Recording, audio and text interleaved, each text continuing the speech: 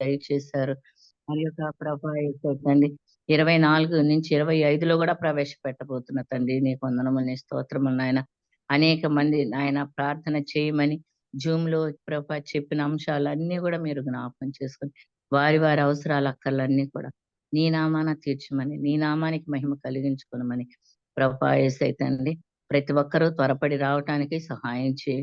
ఈ సమయంలో కూడా నాయన ప్రభా జూము మంచిగా పని చేయటానికి కూడా సహాయం చేయమని, తోడుగా ఉండమని అతి త్వరలో రానైన యేసు ప్రభు నామమున ప్రార్థించి వేడుకొంచున్నాము తండ్రి. ఆమేన్. ఆమేన్. ఆమేన్. ఆమేన్. ఆమేన్. మన వందనాలమ్మా. తరపున ఆ దేవాలయం తరపున వందనాలు. ప్రేమ వందనాలు చెల్లించుకుంటున్నాం. చక్కటి ప్రార్థన చేసినందుకు వందనాలుగా. అవును, వందనాలమ్మా. మన ఎంతో మందో మనకంటే గొప్ప వాళ్ళు ఈ రోజు చూడలేకపోయారు. చివరి నెల మన నవంబర్ నెల 20 తారీఖులో ప్రవేశింపజేసాడు. ఎంత గొప్ప దేవుడు మన దేవుడు. అటువంటి దేవాదేవునికి ప్రార్థించిన రీతిగా ఎన్నో మేళ్ళు, ఎన్నో మనం ఎంత బాధల్లో ఉన్నప్పటికీ మన ఒత్తిళ్ళన్నీ తొలగించుకునేటట్టు ఈ నిజంగా ఈ జూమ్ చిన్న వేదికను మనకు అలంకరింపజేసిన దేవాదేవునికి మరొకసారి వందనాలు చెల్లించుకుంటూ, వందనాలక్క మీకు కూడా. వందనాలమ్మా. వందనాలు. మీకు ఇప్పుడు మన వందనాలు. మధ్య ఉన్న సరళ గారు మనకు ఒక పాట పాడి దేవుని మహిమపరుస్తారు. సరళ సరళ వందనాలు. వందనాలు సరళ. చేరవచ్చిన అందరికి వందనాలు చెల్లిస్తున్నాను. ఇప్పుడు దేవుని ప్రేమ ఎంత గొప్పది అన్న ఎంత గొప్పనో తెలుసుకునే ఒక పాట నేను పాడాలనుకుంటున్నాను. ప్రతి ఒక్కరూ మీకు వస్తే పాడమని కూడా చెప్తూ ఉన్నాను. నీ ప్రేమ ఎంత పారము వర్ణింపతరమా మా ప్రభు, పులకింపజేసెను నా హృదయేశ్వర యేసువా, హృదయేశ్వర నా యేసువా, నన్ను ఎంతో ప్రేమించి నాదు పాపమి క్షమించి కృప కనికరముల నీడలో నన్ను చేర్చిన నా ప్రభువా, జీవితమంతా స్తుతించిన తీరునారుడం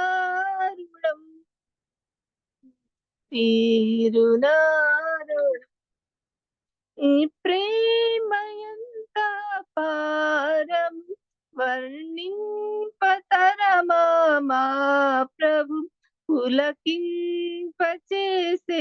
నా హృదయేశ్వర నా యేసువా, నీదు సన్నిధి కాంక్షించి పాప బ్రతుకే వీడితిని, నీదు జీవముగా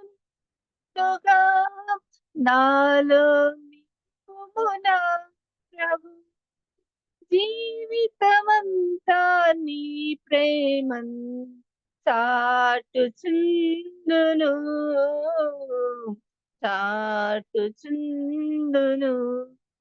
నీ ప్రేమ పారము వర్ణింపతరమా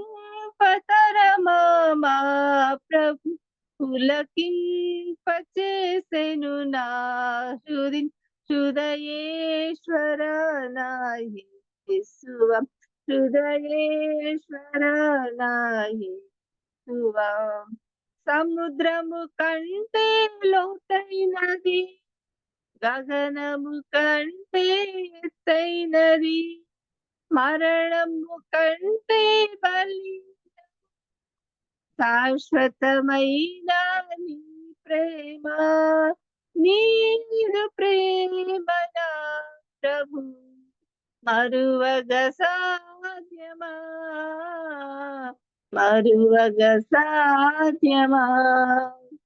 ప్రేమ ఎంత పారము వర్ణింపతరమా మా ప్రభు, పులకింపచేసెను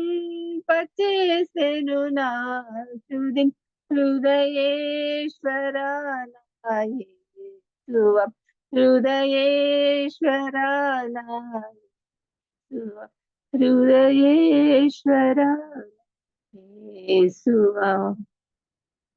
థ్యాంక్ యూ. వందనాలు సరేన. చక్కటి పాట.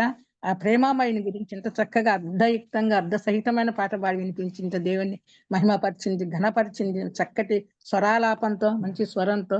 నిజమే, ఆయన మన హృదయేశ్వరుడని చక్కగా ఒక పేరు మెన్షన్ చేసింది. ఆయన సత్యదేవుడే కాదు, మన ప్రాణనాథుడే కాదు, మన హృదయేశ్వరుడు కూడా. అందుకే మన హృదయలో ఆయన ఎప్పుడు స్థానం ఇవ్వాలా. నిజంగా ఆయన ప్రేమ మనం పులకింపజేస్తుంది. ఈ మామూలు మాటలు ఏం పులకరింపజేయవు కానీ ఆయన ప్రేమే. ఎందుకంటే ఆయన చిరునామా అని అడిగితే ఎవరైనా ప్రేమే చిరునామా అంట మన యేసయ్య. అంత ప్రేమ స్వరూపి అయిన దేవాదేవుడు. కాబట్టే మనల్ని ధర ఇచ్చి కొన్నాడు, తన ప్రాణాన్నే ఇచ్చి కొన్నాడు. నిజంగా రుణం తీర్చుకోగలమా? పాటలు అంతా వినండి, ఎంత చక్కగా ఉంది. ఈ పాట కొత్త పాటగా ఉంది, నాకైతే తెలియదమ్మా. చక్కటి పాట పాడింది. నిజంగా సముద్రం కంటే లోతైంది, గగనం కంటే ఎత్తైంది, మరణాన్ని జయించిన ప్రేమ ఆయన ప్రేమ. అంతటి ప్రేమామైంది. మరొకసారి మనందరం మన హృదయాల్లో ఒక్కసారి అలాగని ఆలోచించుకుంటుండండి. ఆ ప్రేమామయుడే లేకపోతే మన గతి ఎలాగుండేదో, మన పరిస్థితి. ఇప్పుడున్న స్థితిలో తలుచుకుంటే మనం ఏ పాటి వారు, ఇంచుకైనా మంచి ఉందో మనలో. అటువంటి చక్కటి ప్రేమామయుడు మన కొరకు ఆ భూమినే వదిలిపెట్టి దివికే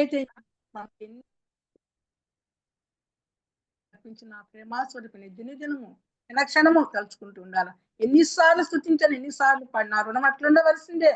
మనం కొన్న దేవాన్ని దాన్ని బట్టి పాట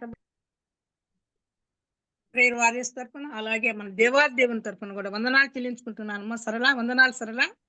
వందనాలు ఆంటీ. వందనాలు.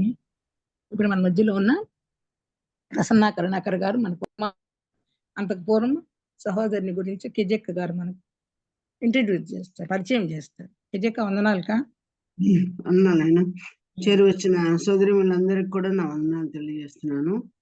ప్రభు మహాకృప వలన మరొక రోజున దేవుని సంధిలో కనబడే భాగ్యం మనకు అనుగ్రహించారు. ఈరోజు దేవుడు మాకు అనుగ్రహించిన మరి స్పీకర్ చీరాల నుంచి సోదరి ప్రసన్న కరుణాకర్. ఈ సోదరి చాలా కాలానికి పూర్వమే సాక్ష్యం ఇచ్చి వాక్యం చెప్పారు మన మధ్య. కానీ మీలో చాలా మంది మర్చిపోయి ఉంటారు. ఆమెను మరొకసారి మీకు పరిచయం చేయాలని ఇష్టపడుతున్నాను. తనది ముందు ఒంగోలు, వివాహం కాకమునుపు తండ్రి ధారాప్రసాద్ గారు. క్రైస్తవ ప్రపంచానికి ఆంధ్రాలో చాలా మందికి కూడా ధారాప్రసాద్ గారు సేవకులుగా ఉండి దేవుని సేవ చక్కగా నమ్మకంగా జరిగించిన వారు. 4 కుమారులు వారికి. దేశంలో ఒక కుమార్తె, తనే ప్రసన్న కరుణాకర్ తన భర్త గారు. ఇద్దరు కూడా తమ ఉద్యోగాలను విరమించి లేదా ఉద్యోగాలను వద్దనుకుని త్యాగం చేసి సమర్పించుకొని ప్రభు కొరకు సేవలో ఉన్నారు. చీరాల్లో నిలిచి ప్రజల అసెంబ్లీలో వారు సేవ చేస్తూ ఉన్నారు. అలాగే దేవుని మహింపరుస్తుండగా దేవుడు దాంపత్య జీవితాన్ని దీవించి వారికి 3 ఇద్దరు ఆడపిల్లల్ని, ఇద్దరు మగపిల్లల్ని, ఒక కుమార్తెను, ఒకే కనుపులో 3 పుట్టారండి. ట్రిప్లెక్స్ చిల్డ్రన్ లాగా. అది ఒక వింత. అలాంటి బిడ్డను దేవుడు ఆరోగ్యం ఇచ్చి కాపాడి పిల్లల్ని కూడా చక్కగా పెద్ద చేసి 2 ఎంటెక్ చదువుతున్నారంటే, ఒక అమ్మాయి కూడా పీజీనే చేసింది. మరి వాళ్ళు కూడా ప్రభువుని నమ్ముకున్నారు. 2 తల్లిదండ్రులు సేవ చేస్తూ ఉన్నారు. తను ఇప్పుడు మనతో మాట్లాడుతుంది. తను ఎలాగో ప్రభువుని నమ్ముకున్నారో అనుభవ సాక్ష్యం మొత్తం. తన జీవితంలో దేవుడు ఏమేమి చేశారో, దానికి ఎట్లాంటి ప్రేమను చూపించారో, ఎట్లా వాక్యంలో ఆదరించారో, ఎట్లా సేవకు నడిపించారో, ఎట్లా తన వివాహ జీవితం సమస్తం అంతా కూడా సంఘంలో వారి అనుభవాలన్నీ, ప్రభు వారికి చేసిన ప్రతి మేలును మరి మన ఎదుట సాక్ష్యం ఇవ్వడానికి దేవుడు అనుకూలమైన సమయం ఇచ్చారు. సోదరికి ఈ సమయాన్ని అప్పగిస్తున్నాం. వందనాలు ప్రసన్న. వందనాలు. వీడియో పెట్టుకుంటారు నేనా? పెట్టుకున్నారక్క. వందనాలు. మంచిది అక్క. మనకు చెప్పారు ప్రసన్న కుమార్ గారు చెప్పారు కనుక అందరూ జాగ్రత్తగా మీట్లో పెట్టుకోండమా. ఒకవేళ రెఫరెన్స్ ఎవరైనా తీయాలనుకుంటే వాళ్ళు మాత్రం అన్మ్యూట్ చేసుకోండి. అలాగే చేయబోతున్నందుకు వందనాలు చెల్లించుకుంటూ ఇప్పుడు మనం మన మధ్యలో ప్రసన్న కుమారి గారిని మనం ఆహ్వానిస్తున్నాం. వందనాలు సిస్టర్. వందనాలమ్మా. వందనాలక్క. వచ్చిన అందరికీ ప్రభు అయిన యేసుక్రీస్తు నామములో వందనాలు తెలియజేస్తా ఉన్నానమ్మా. చిన్నదాన్నైనా నన్ను ప్రేమించి మరి నాకు ఈ అవకాశాన్ని అనుగ్రహించిన దేవాది దేవునికి, అలాగే కెజియక్కకు, వరప్రసాదనకు, సంఘానికి, బాధ్యత కలిగిన సహోదరులందరికీ ప్రభు అయిన యేసుక్రీస్తు వారి నామంలో వందనాలు తెలియజేస్తా ఉన్నాను. వందనాలమ్మా. వందనాలు సిస్టర్. వందనాలమ్మా. వందనాలమ్మా. ఆ చిన్న వాక్య భాగం చదువుకొని ప్రార్థన చేసుకొని ముందుకు వెళదాం. యెషయా గ్రంథము 40వ అధ్యాయము 31వ వచనం.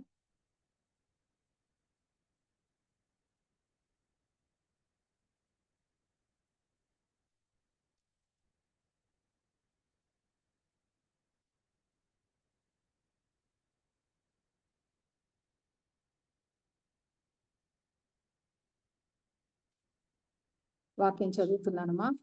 యెహోవా కొరకు ఎదురు చూచువారు నూతన బలము పొందుదురు. వారు పక్షిరాజు వలె రెక్కలు చాపి పైకి ఎగురుదురు. అలయక పరిగెత్తుదురు, సొమ్మసిల్లక నడిచిపోవుదురు.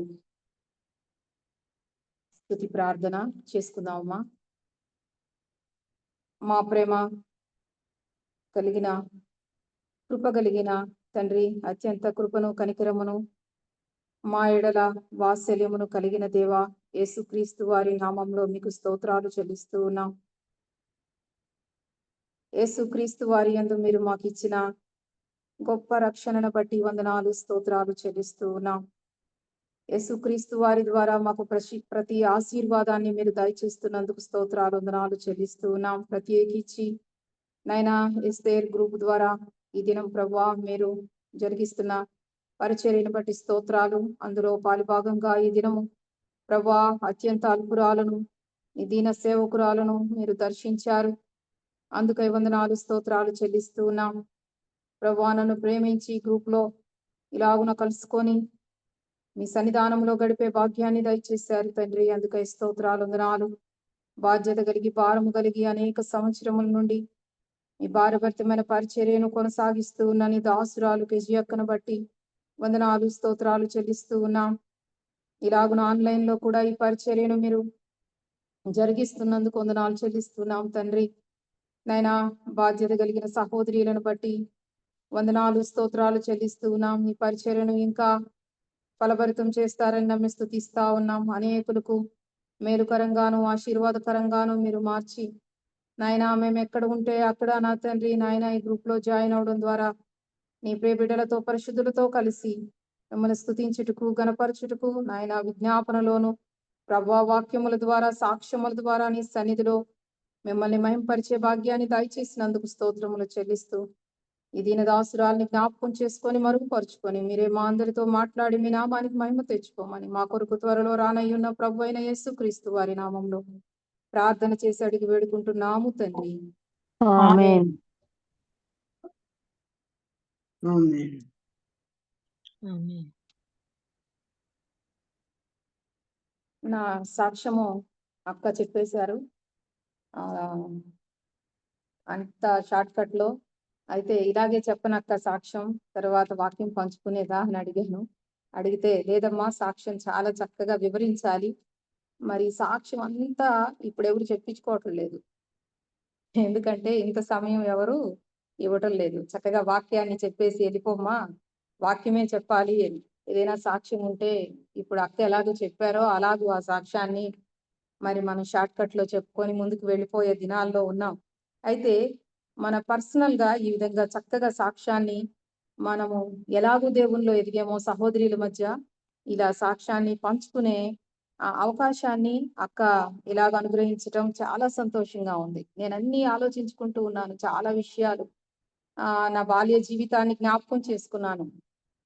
తర్వాత మా మధ్యకి వచ్చి అక్క పరిచర్య చేయడం జ్ఞాపకం చేసుకుంటున్నాను. ఈ రోజు ఉదయం నుండి కాదు, అక్క చెప్పిన దగ్గర నుండి జ్ఞాపకం వచ్చేస్తా ఉన్నాయి. తన పాత రోజులు మేము చిన్న చిన్న పిల్లలుగా ఉన్నప్పుడు మరి కెజియక్క ఎలాగొచ్చి దేవుని వాక్యాన్ని అందించేవారు, 2 దినాలు 3 దినాలు మా మధ్యలో ఉండేవారు, అవన్నీ గుర్తుకొస్తా ఉన్నాయి. చాలా సంతోషిస్తా ఉన్నాను. ఇవన్నీ జ్ఞాపకం చేసుకునే సమయాన్ని ఇచ్చినందుకు మొదటిగా నేను దేవునికి వందనాలు తెలియజేస్తా ఉన్నాను.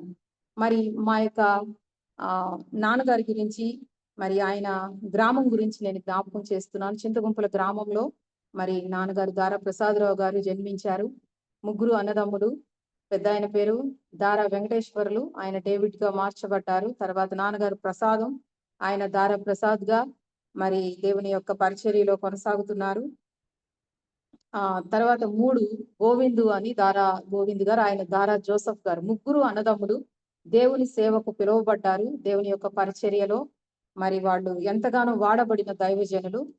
ఆ యొక్క చింతగుంపల గ్రామంలో మరి దేవుని యవ్వన వయసులోనే దేవుని యొక్క పరిచర్య చేయాలనే భారముతో మరి ఆ గ్రామం నుండి, ఆ సంఘం నుండి మరి మొదటగా మా పెదనాన్నగారు ఒంగోలు రావడం జరిగింది. తర్వాత అక్కడి నుండి వేరే ప్రాంతాలకు వెళ్లి సేవ చేస్తా ఉన్నప్పుడు మరి నాన్నగారు మరలా ఒంగోలుకు పంపబడ్డారు. ఒంగోలులో నాన్నగారు పరిచర్య చేస్తా ఉన్నారు. తర్వాత మా చిన్నాయన గారు దారా జోసఫ్ గారు అమ్మునబ్రోలో పరిచర్యకి వచ్చారు. ఈ విధంగా మా తండ్రి గారు మరి యవ్వన వయసులోనే దేవుణ్ణి నమ్ముకోవడం, మరి సంఘంలో పరిచర్య చేయడం, మరి నాన్నగారు దేవుని యొక్క పరిచర్య పిలుపును బట్టి మరి సేవ చేశారు. మరి అమ్మను గురించి కూడా నేను జ్ఞాపకం చేస్తానమ్మా. అమ్మది చిన్న గంజం. ఆ ఇంట్లో ఆమె ఒక్కతే రక్షణ పొందింది. అమ్మ పేరు సరస్వతమ్మ. వాళ్ళు బాగా విగ్రహారాధనలో ఉండేవాళ్ళు. అయితే అమ్మ ఒక్కతే మందిరానికి వెళుతూ ఉన్న సమయంలో మరి దైవజనులు దాన్ని గుర్తించి అమ్మ యొక్క ఆ యొక్క ఆసక్తిని బట్టి మరి దేవుని సేవకులు ఆనాడు ఫాక్స్ గారు, మరి అగ్రిప్ప గారు, పెద్ద పెద్ద దైవజనులంతా కూడా ఆ దినాలలో మరి అమ్మను మరి నాన్నగారికి ఇచ్చి వివాహం చేయడానికి వారు నిర్ణయించి ఆ యొక్క సభల్లోనే వివాహం జరిగించారు. వారు ఇరువురు కూడా ఒంగోలు పట్టణంలో ఆ యొక్క భయంకరమైన అరణ్య ప్రాంతంలో నిలబడి, ఆనాడు ఏ ఇళ్ళు లేవు, చాలా తక్కువ మంది ప్రజలు, మరి ఆ కఠినమైన పరిస్థితుల మధ్యలో మరి వారు ఇరువురు కూడా దేవుని యొక్క సేవ చేయడానికి ఒంగోలు పట్టణం వెళ్ళడం జరిగింది. 1955 1960 మధ్యలో వాళ్ళు ఒంగోలు పట్టణం వెళ్ళారు. మరి దేవుడు ఎంతగానో ప్రేమించాడు. మరి చాలా భారంతో కూడిన పరిచర్యల గురించి మేము వింటూ ఉంటే మా సాక్ష్యం చెప్పడం ముఖ్యం కాదు, కానీ వారి సాక్ష్యం చాలా కఠినమైనది. వారు నీరు తాగుతూనే అనేక దినాలు పరిచర్య చేశారు. వారి బలమంతా కూడా, వాళ్ళ గురించి నేను ఒక పెద్ద కవిత్వం వ్రాయాలనిపించి ఒక దినాన రాస్తూ ఉన్నప్పుడు వారి బలమునంతా కూడా ఆకలి అనేది గుర్తించకుండా ఉన్న బలాన్ని వారు దేవుని పని కొరకు నడిచి పరిచర్య చేశారు. ఒంగోలు చుట్టుపక్కల ప్రాంతాలన్నీ కూడా పరిచర్య చేశారు. తర్వాత ఎక్కువగా నీళ్లు త్రాగుతూ పరిచర్య చేశారని మాకు చెప్తూ ఉండేవారు, అనేక మంది చెప్తూ ఉండేవారు. అటువంటి ఆ యొక్క పరిస్థితుల్లో అమ్మ కుటుంబం అంతా కూడా విగ్రహారాధనతో ఉందని, అంటే వాళ్ళు దేవుని నమ్మని వారని, లోకంలో ఉన్నవారని నాన్నగారు అమ్మను పంపించేవారు కాదు. దేవుని యొక్క మహాకృపను బట్టి అమ్మ ఒంటరిగానే గర్భము వచ్చిన తర్వాత నాన్నగారు ప్రార్థనల్లో ఉండేవారు. అయితే నాన్న మరలా తిరిగి వచ్చేసరికి అమ్మ ఒక్కతే బిడ్డను కని ఎవరైనా స్నానం చేయిస్తారేమోనని చూసేదంట. అటువంటి పరిస్థితుల్లో కొండగొట్టుకోవడానికి వెళుతూ ఉండేవాళ్ళు. ఏం సరస్వతి ఈరోజు బయట కనబడలేదు అంటే చిన్న బిడ్డ ఏడుపులు వినపడ్డప్పుడు వాళ్ళు వచ్చి అమ్మకి కావలసినవి చూసి ఆ బిడ్డకు స్నానం చేయించి వెళ్ళారంట. అలాగూ అన్నయ్య వాళ్ళు పుట్టడం జరిగింది. అటువంటి పరిస్థితుల్లో బూర తీసుకొని నాన్న ప్రాంతం అంతా ఆ బూరతో సువార్తను ప్రకటిస్తూ ఉండేవారు. మందిరానికి ఒక చిన్న పాక వేస్తే ఎవరు వచ్చేవాళ్ళు కాదు, కానీ ఆనాడు కష్టపడి వారు పరిచర్య చేస్తూ ఉన్న దినాలు. ఆ తర్వాత 62లో మామిడిపాలెంలో మరి మందిరాన్ని ఏర్పాటు చేయడం జరిగింది. అక్కడకు వచ్చిన తర్వాత మరి నేను పుట్టాను. 1980లో నేను పుట్టాను. ఈలోగా 4 అన్నయ్యలు పుట్టడం జరిగింది. 4 అన్నయ్య పుట్టిన తర్వాత 7 సంవత్సరాలకి నేను పుట్టాను. నేను పుట్టను అనుకున్నారు, కానీ ఒక అమ్మాయి అయినా ఉంటే మంచిది అని సంఘం ప్రార్థించేవారు, నాన్నగారు ప్రార్థించేవారు. అలాగన దేవుడు ఒక అమ్మాయిగా నన్ను ఆ గృహానికి ఇచ్చాడు. అంటే ఒక దైవజనుని కడుపును పుట్టడం అనేది ఈ రోజు నేను చాలా సంతోషిస్తూ ఉన్నాను. వారి యొక్క ప్రార్థన భారం, పరిచర్య, వారి యొక్క అనుభవాలన్నీ జ్ఞాపకం చేసుకుంటూ ప్రభువుని ఎంతగానో స్తుతించడానికి దేవుడు ఈ అవకాశాన్ని ఇచ్చాడు. ఇది చాలా గొప్ప అవకాశం అనుకుంటున్నాను. అలాగున మరి మా యొక్క జీవితాలు మరి దేవునిలో పరిచర్యల్లో మరి అన్నయ్య వాళ్ళంతా కూడా, మరి పెద్దన్నయ్య హార్మోనియం వేసేవాడు, రెండో అన్నయ్య తబలా కొట్టేవాడు, 4 అన్నయ్యలు మందిరంలో కూర్చునేవారు. ఒక్కొక్కరు వారి యొక్క వాయిద్యాల మధ్య కూర్చునేవారు, మంచి పాటలు పాడేవాళ్ళు. మా కుటుంబాన్ని చూసినప్పుడు అనేక మంది దేవుని సేవకులకు కూడా మంచిగా పెంచుతున్నారు పిల్లల్ని, చక్కగా దేవునిలో వాడబడుతున్నారు అని అనుకుంటూ ఉండేవారు. అన్నయ్య వాళ్ళు అలా ఉన్నప్పటికీ మరి కష్టకాలంలో అందరినీ పనులకు పంపించుకొని ఆ పనులు చేసుకొని వచ్చి కూడా చదువుకునేవాళ్ళు. కరెంట్ ఉండేది కాదు. ఆ బుడ్డి వెలుతురులో చదువుకునేవాళ్ళు. చాలా సార్లు అమ్మ గంజి పోసి వాళ్ళని పెంచినట్లుగా మాకు చెప్తూ ఉండేది. చాలా కష్టపడ్డారు.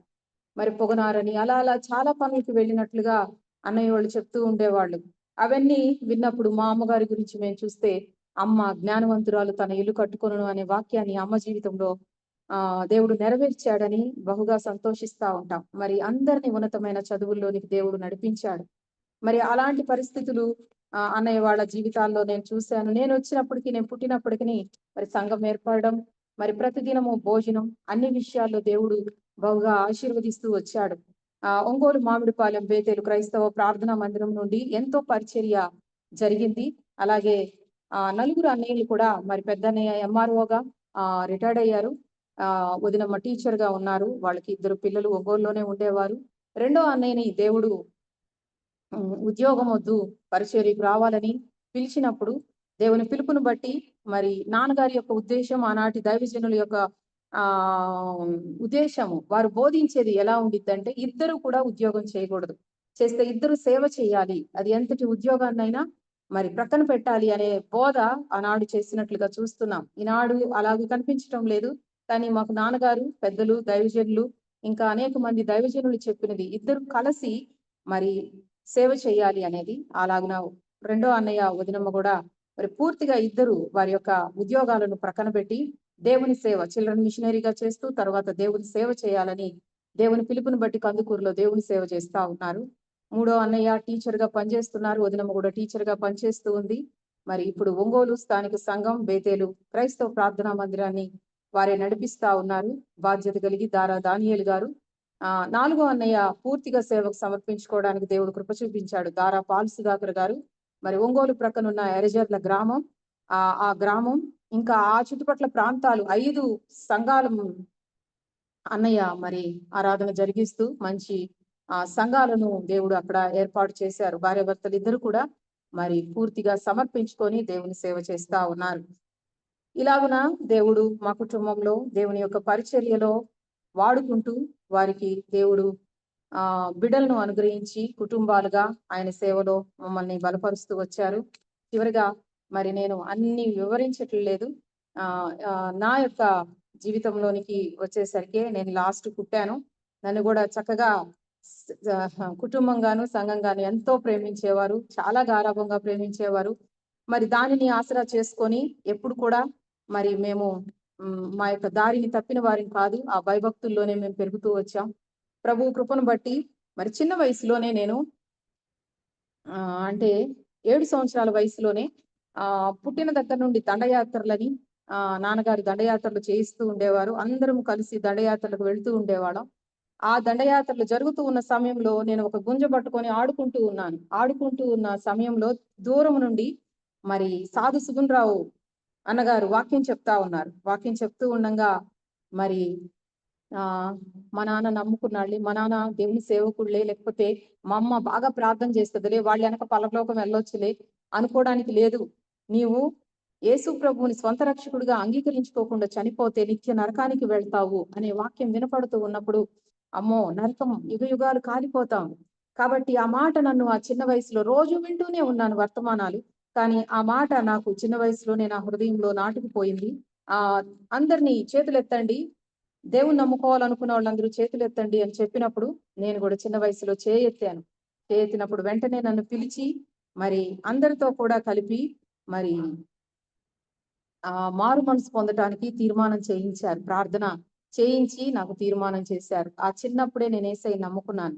ఆ తర్వాత నా కాలేజ్ నా స్టడీ టైంలో మరి నేను 9th క్లాస్ 8th క్లాస్కి వచ్చినప్పుడు నేను నమ్ముకున్నది కరెక్ట్ గా యేసయ్యని నమ్ముకున్నానా, మరలా మారు మనసు పొందాలా అని నేను మరి మెర్సెక్కని ఎస్తేరక్కని ఒకసారి చింతగుంపల గ్రామం అమనపురంలో స్త్రీల మీటింగ్స్ జరుగుతున్నప్పుడు క్వశ్చన్స్ వేసాను. వేస్తే నువ్వు ఎప్పుడైతే భయపడి దేవుణ్ణి నమ్ముకున్నావో అదే నిజమైన రక్షించబడ్డట్టు, ఇంకా అది గుర్తుపెట్టుకోవాలి, నువ్వు మరలా మారు మనసు అనేది మరలా పొందనవసరం లేదు, బాప్తీసానికి సిద్ధపడమని చెప్పారు. అలాగే బాప్తీసానికి నేను సిద్ధపడటం జరిగింది. నా 8వ తరగతి 9వ తరగతి చదివేటప్పుడే సండే స్కూల్ జరిగిస్తూ వస్తూ ఉండేదాన్ని. మరి సంఘంలో ఎంతో సహకారిగా కనబడుతూ ఉండేదాన్ని. చాలా యాక్టివ్‌గా మరి అన్నయ్యోళ్ళందరితో కూడా మరి పరిచర్యల్లో అన్నిటిలో పాల్గొంటూ ఉండేవాళ్ళమి. సంఘంలో ఉన్న యవనస్తులందరము కలిసి దేవుని పని చేయడంలో మరి ఇలాగ దేవుని సన్నిధిలోనే నా జీవితం సాగుతూ ఉంది. మరి ఇంటర్మీడియేట్‌కి వచ్చిన తర్వాత యవనస్తుల మధ్య పరిచర్య, సహోదరుల మధ్య పరిచర్య కూడా సంఘం ద్వారా మరి జరిగించడానికి దేవుడు కృప చూపిస్తూ వచ్చాడు. 1915 17 సంవత్సరాల మధ్యలో నేను సిఎస్ఆర్ శర్మ కాలేజీలో ఇంటర్మీడియట్ జాయిన్ అయ్యాను. అలాగే నేను బిఎస్సి చదివాను. తర్వాత నేను సివిల్ డ్రాఫ్ట్స్మెన్ ఉమెన్ గా మరి ఒక 2 years నేను చదివాను. అలా చదువుతూ నా యొక్క స్టడీ టైంలో నేను చేసిన పరిచర్య దేవుడు ఎంతగానో బలపరుచుకుంటూ వచ్చేవాడు. నశించిపోతున్న ఆత్మల పట్ల భారాన్ని దయచేసేవాడు. మరి అనేక మందికి కరపత్రికలు పంచాల్సిన ఆలోచన దేవుడు నాకు ఇవ్వడం జరిగింది. ఆ యొక్క కాలేజీలో ఉన్న ప్రతి లెక్చరర్ కి బైబిల్ ఇవ్వాలనే ఆసక్తితో వారికి నేను బైబిల్ని ఇచ్చాను. అందరూ కూడా అక్కడ మరి సిఎస్ఆర్ శర్మ కాలేజీ అంటే అందరూ హిందువులే. బ్రాహ్మణ కాలేజీ లెక్చరర్స్ అందరూ కూడా అలాగే ఉండేవాళ్ళు. కానీ వెళ్ళి వారికి చక్కగా పరిచయం చేసుకొని ప్రతిదినము వాళ్ళతో కలిసి ఉండేదాన్ని. మరి వాళ్ళకి అందరికీ బైబిల్ ఇవ్వడం, వాళ్ళ గృహాలకు కూడా వెళ్ళి బైబిల్ ఇవ్వడానికి దేవుడు కృప చూపించాడు. యవన వయసులో మరి యవనస్తుల మధ్య కూడా దేవుడు వాడుకుంటూ వచ్చాడు. అలాగూ దేవుని యొక్క పనిలో మరి దేవుడు బలపరుస్తూ వస్తూ ఉన్న సమయంలో మరి నాకు మరి కందుకూరులో మున్సిపాలిటీలో నేను టౌన్ ప్లానర్ గా వెళ్ళాను. అక్కడ మరి రెండో అన్నయ్య సేవ చేస్తూ ఉన్నారు. వారి ఇంట్లో ఉంటూ మరి అక్కడికి వెళుతూ వస్తూ ఉండేదాన్ని. వెళుతున్నప్పుడు కూడా అన్నయ్య నన్ను ఎంతో బలపరిచేవాడు. మా ఎఫ్ఎఫ్రా అన్నయ్య రెండో అన్నయ్య మరి వాక్యంతో బలపరిచేవాడు. సువార్త ప్రకటించే విషయంలో ఎన్నో కరపత్రికలు నాకు ట్రాక్స్ ఇచ్చేవాడు. వాటి మీద చర్చి యొక్క ఆ స్టాంపు వేసుకొని వాటిని నేను చక్కగా పంచడానికి, అలాగే మరి కొట్ల దగ్గర కూడా వాటిని పెట్టేదాన్ని. అంతేకాదు మరి బ్యాంకుల్లో ఎలాగైతే విత్ డ్రా ఫార్మ్స్ వేలాడదీస్తా ఉంటారో అలాగే కరపత్రికలు కూడా నేను వేలాడదీసేదాన్ని. ఎవరు నాకు ఆటంకపరిచేవారు కాదు. దేవుడు నాకు ఎంతో సహాయం చేశాడు. బస్సుల్లో నేను ప్రతిరోజు డైలీ సర్వీస్ చేసేటప్పుడు బస్సులో మరి సువార్తను పంచాలి, ఆ పత్రికలు పంచాలని ఆసక్తి కనపడతా ఉండేది. ఇదే ఆసక్తి, ఇదే ఆలోచనలో వెళుతూ ఉండేదాన్ని. తర్వాత నేను తిరుపతి వెళ్ళడం జరిగింది. అక్కడ కూడా మరి నాకు దేవుని బిడ్డల్ని దేవుడు పరిచయం చేశాడు. ప్రతి ఈవినింగ్ దేవుని సువార్తను ప్రకటించడం, ట్రాక్స్ పంచడం, చెన్నై నుండి వచ్చిన మరి ఎంతో మంది యూత్ తో కలిసి దేవుని పని చేయడం, ప్రార్థించడం, ఇలాగ దేవుడు నన్ను వాడుకుంటూ వస్తూ ఉన్న సమయంలో నా ఆరోగ్యం కొంత దెబ్బతినింది. నాకు ఫీవర్ రావడం జరిగింది. ఆ ఫీవర్ వలన నేను ఎంతకాడికి ఆ ఫీవర్ తగ్గటం లేదు. నాన్నగారికి ఫోన్ చేశాను. నాన్నగారు అన్నారు వచ్చేసేయమ్మా అన్నారు. వచ్చిన తర్వాత మరి నేను ఒంగోలులో రాజేశ్వరరావు డాక్టర్ గారు ఎండి ఆయన దగ్గరికి వెళ్ళినప్పుడు ఆయన నాకు టెస్ట్ చేశారు. నాకు గొంతు దగ్గర గ్లాండ్స్ వచ్చినాయి. అవి టెస్ట్ చేసినప్పుడు నాకు వచ్చిన నా రిపోర్టు నాకు ఇవ్వకుండా వేరే వాళ్ళ రిపోర్టు నాకు ఇవ్వడం జరిగింది. అది నాకు మా అందరికి లాస్ట్ లో తెలిసింది. ఆ రిపోర్ట్లు మారడం ద్వారా నాకు వాడవలసిన మెడిసిన్ కాకుండా వేరే మెడిసిన్ వాడాను. ఆ మెడిసిన్ వాడుతూ ఉన్న సమయంలో మరి నాకు ఫీవర్ తగ్గకపోవడం, నేను బలహీన పడిపోవడం, అలా మంచంలో ఉండిపోవడం, దాదాపు 10 రోజులు నేను అలాగే మంచంలో ఉండిపోయాను. విపరీతమైన జ్వరం, వాంతులు, ఎంత కాడికి డాక్టర్ దగ్గరికి వెళితే ఇంకా ఇంకా పనిచేస్తుంది, ఆ మందులు ఇంకా పనిచేస్తాయి అని ఎంతో మంది దైవజనులు వచ్చి ప్రార్థన చేస్తా ఉన్నారు. కానీ నాకు తగ్గడం లేదు. అటువంటి పరిస్థితుల్లో నా జీవితం 2003 ఆగస్టు 11వ తారీఖు నాకు ఫీవర్ వచ్చింది. 4వ తారీఖు 11వ తారీఖున మరి భయంకరమైన కల వచ్చేసింది. ఆ యొక్క కలలో గత్తరగా ఉన్నాను. విపరీతమైన ఫీవర్ లో ఉన్నాను. అమ్మగారు నాన్నగారు అక్కడ చర్చిలో కూర్చొని నా గురించి ప్రార్థన చేస్తా ఉన్నారు. నన్ను అలా పడుకోబెట్టారు మంచం మీద. మరి ఈ విధంగా నాకు ఎవరో బయట నుండి వచ్చి నువ్వు వచ్చేసేయి, మా దగ్గరికి వచ్చేసేయి అంటున్నారు. నేను లెగవలేను, రాలేను, నడవలేను అని చెప్తున్నప్పుడు వాళ్ళు అంటున్నారు, నువ్వే రాగలవు, మేము నీ దగ్గరికి రాలేము అంటున్నారు. నీ చుట్టూ ముళ్ళున్నాయి, నీ చుట్టూ మంటలున్నాయి, మేము రాలేము, నువ్వైతే రాగలవు అంటున్నారు. ఇంకా నేను చాలా పెద్దగా కలవరించానంట. అది ఏంటో ఆ కళ తెలియలేదు. ప్రార్థన చేశాను వెంటనే. అమ్మా నాన్న వచ్చి ప్రార్థన చేస్తా ఉన్నారు. నేను కూడా ప్రార్థన చేశాను. యేసయ్యా, ఈ జ్వరం నన్ను విడిపించుకోవటానికి కుదరడం లేదు. ఎంత ప్రార్థన చేస్తున్నా ఈ జ్వరము నుండి నేను విడుదల పొందటం లేదు. ఒకటే ప్రార్థన చేశాను. బాల్యం నుండి, చిన్నప్పటి నుండి ఒక దైవజనుని కడుపున నన్ను పుట్టించావు. దేవుని కుటుంబంలో, మందిరంలో నన్ను పెంచుతా ఉన్నావు. నా యొక్క బాల్య జీవితం, యవ్వన జీవితం అంతా కూడా నీ యొక్క పరిచర్యలో, నీ బిడ్డగా, నీ సాక్షిగా మాత్రమే నేను జీవిస్తా ఉన్నాను. మరి అనేక మందిలో మరి నేను ఇలా పడిపోయి ఉండటం మీకు ఇష్టమా ప్రభువా అని ప్రభువుని అడుగుతా ఉన్నాను. అడుగుతా ఉన్న సమయంలో, అలా పడుకొని అడుగుతా ఉన్న సమయంలో ప్రభు నాతో మాట్లాడుతా ఉన్నాడు. ఒక్కటే, నా సేవ చేస్తావా అని అడుగుతూ ఉన్నాడు. నా మనసంతా అలానే ఉంది. ఆగస్టు 11, 2003లో నేను దేవుని సన్నిధిలో, అయ్యా బ్రతికి ఉంటే నీ సేవ చేస్తాను, నన్ను బ్రతికించు అని అడిగాను.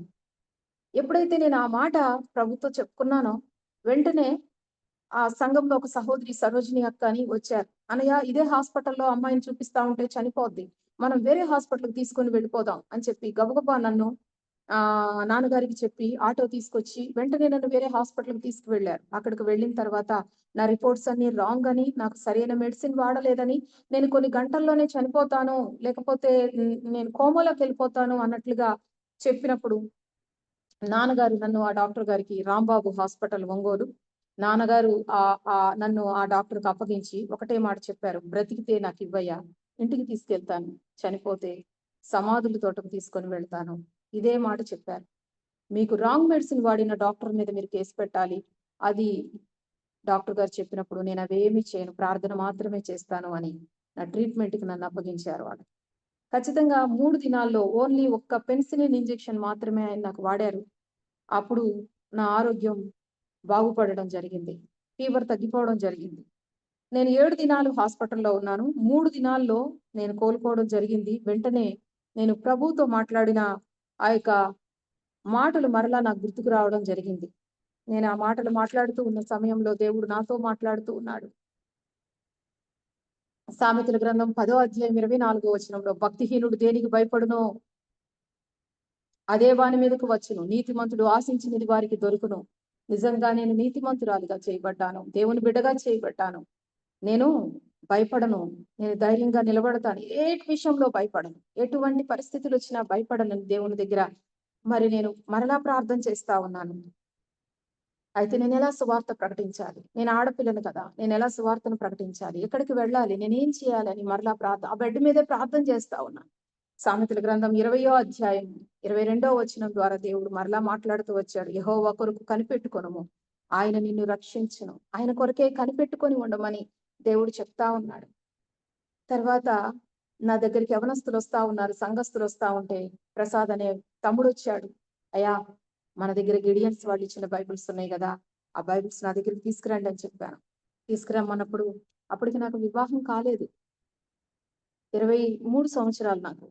ఆ సమయంలో మరి ఆ అబ్బాయి బైబిల్స్ తీసుకొచ్చినప్పుడు నా దగ్గరికి వచ్చే కంపౌండర్ సురేష్ అని ఆ బ్రదర్ అడిగాడు, అమ్మా రోజు తల మీద తెల్లగుడ్డ వేసుకుంటావు, నీకేదో అయిపోయిందని మేము భయపడి వస్తా ఉంటాం, ఎందుకు ఆ తెల్ల ముసుగు వేసుకుంటావు అని అడిగారు. నేను యేసయ్యతో మాట్లాడుతా ఉన్నానని చెప్పాను. చెప్పినప్పుడు అలాగూ ఆ అబ్బాయికి సువార్తను ప్రకటించడానికి దేవుడు కృప చూపించాడు. దేవుడు కృప చూపించి కృత నిబంధన ఇవ్వడం. ఆ హాస్పిటల్లో ఒక్క లేడీ కూడా నర్సు ఉండరు, అందరూ కంపౌండర్సే ఉంటారు.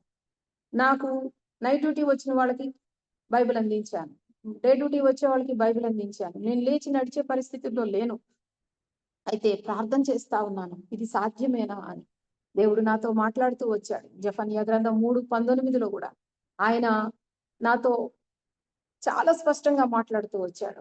ఈ మాటలన్నీ నేను జ్ఞాపకం చేసుకుంటూ మరి ఆగస్టు 13 నుండి స్టార్ట్ చేశాను బైబిల్ ఇవ్వడం, దేవుని సువార్తని ఇతరులకు పంచడం. దేవుడు నాతో మాట్లాడుతున్న ప్రతి వాక్య భాగాన్ని, యెషయా గ్రంథం 42:7వ వచనంలో, నిన్ను కాపాడి ప్రజల కొరకు నిబంధనగాను అన్ని జనులకు వెలుగుగాను నిన్ను నియమించుచున్నాను. ఆ దినము 17వ తారీఖు ఆదివారం. స్పష్టంగా దేవుడు నాతో మాట్లాడుతూ ఉన్నాడు. కన్నీరు కారిపోతా ఉంది. ప్రభు సన్నిధిలో అడుగుతా ఉన్నాను, ప్రభువా నేను యవనస్తురాలను, నాకు ఇంకా వివాహం కాలేదు, మరి వివాహం చేసుకోకుండా ఇలా సువార్తను ప్రకటించటం మరి కరెక్టేనా? నాకు మరి నాన్నగారు ఇది ఒప్పుకుంటారా? మరి ఇవన్నీ కూడా ఆలోచనలు వస్తా ఉన్నాయి నాకు. నేను సువార్త చేయాలి, దేవుని సేవ చేయాలి. మరి ఎట్లాగా ఇలాగ మాట్లాడుతూ దేవుడు ఎన్నో వాక్యాలు అవన్నీ చదవడానికి సమయం లేదు.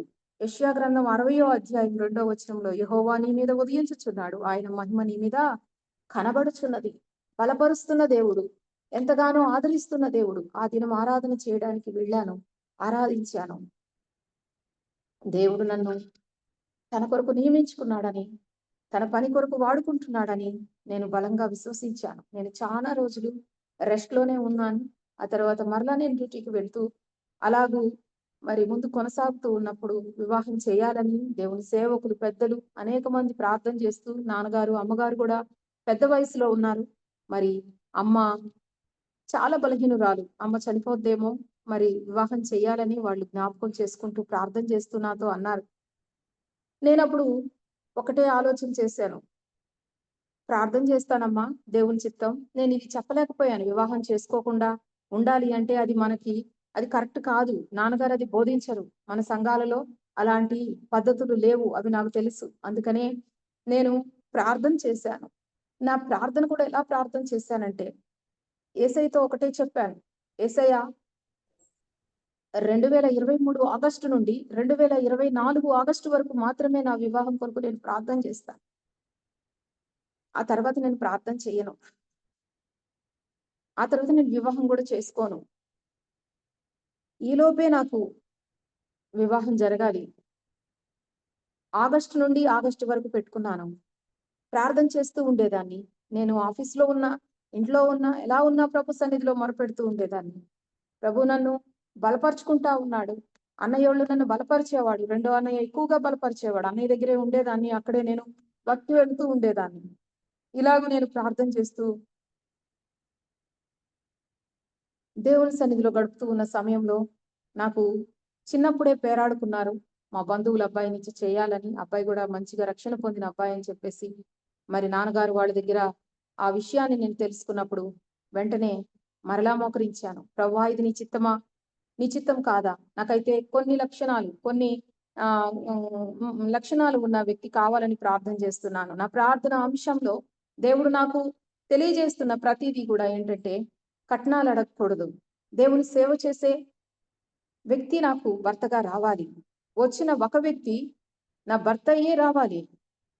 చాలా మంది విశ్వాసులు ఇలాగే ప్రార్థన చేస్తున్నారు. నాకు ముందున్న వాళ్ళు కూడా కనబడుతూ ఈ సాక్ష్యాలు వింటూ ఉన్నప్పుడు నేను కూడా ఇలాగే ప్రార్థన చేసుకోవాలని నిర్ణయించుకున్నాను. ఎవరైతే నువ్వు పంపిస్తావో మరలా వాళ్ళు తిరిగి వెళ్ళిపోకూడదు. నన్ను పోయే వ్యక్తే రావాలి. అతను నన్ను చూడకూడదు. నన్ను చూడొచ్చు, నేనైతే అతన్ని చూడను. నేనేమి విషయాలు అతనితో మాట్లాడను. ఇంట్లో వాళ్ళకు కూడా చెప్పను. అన్ని మీకే చెప్తున్నాను యేసయ్య. మరి మంచి పాటలు పాడే వ్యక్తి అయి ఉండాలి. చక్కని దేవుని సేవ చేసే వ్యక్తి అయి ఉండాలి. చక్కని వర్తమానాలు అందించగలిగిన వ్యక్తి అయి ఉండాలి. దేవుని సేవ చేస్తా ఉండాలి. జీవనోపాధికి ఉద్యోగం చేస్తా ఉండాలి. ఈ కట్నాలు ఇవన్నీ కూడా ఏమి అడిగే వ్యక్తిగా ఉండకూడదు. నాన్నగారు ఎలా చూసుకుంటున్నారో అలా కూడా నన్ను చూసుకోవాలి. ఇద్దరం కలిసి దేవుని సేవ చేయాలి. ఉద్యోగం చేస్తున్నప్పటికీ దేవుని సేవ చేయాలి. ఒకవేళ దేవుడు పూర్తిగా పిలిస్తే ఉద్యోగాన్ని విడిచిపెట్టి వచ్చే వ్యక్తిని మీరు ఏర్పాటు చేయండి అయ్యా. ఆ బిడ్డ కావాలి. అలాంటి వ్యక్తి నాకు కావాలని నేను ఆగస్టు నుండి మరలా ఆగస్టు వచ్చే వరకు ప్రేయర్ చేస్తూ ఉండగా దేవుని యొక్క మహాకృపను బట్టి 2004 మే నెల 31వ తారీఖున చీరాల నుండి మరి కరుణాకర్ గారి వారి నాన్నగారు ఇంకొక పెద్ద వచ్చారు. వారు నన్ను చూసి వెళ్ళినప్పుడు ప్రార్థన చేస్తూ ఉన్నాను. వారు వెళ్ళి కరుణాకర్ గారితో చెప్పారు, ఇలా దైవజనుడు కుమార్తె మరి ఉన్నారని. నా గురించి కొన్ని విషయాలు చెప్పినప్పుడు మరి వాళ్ళు జూన్ 6వ తారీఖున వచ్చి నన్ను చూడటం జరిగింది. అయితే నేను ఒకటే తీర్మానించుకొని కూర్చున్నాను. ప్రార్థన చేసుకుంటూ కూర్చున్నాను. తలెత్తకుండా కూర్చున్నాను. నేను చూడకూడదు, అదే నా తీర్మానం. నా గురించి నన్ను చూసుకోవచ్చు, నా గురించి అన్ని తెలుసుకోవాలి, కానీ నేను ఇదే.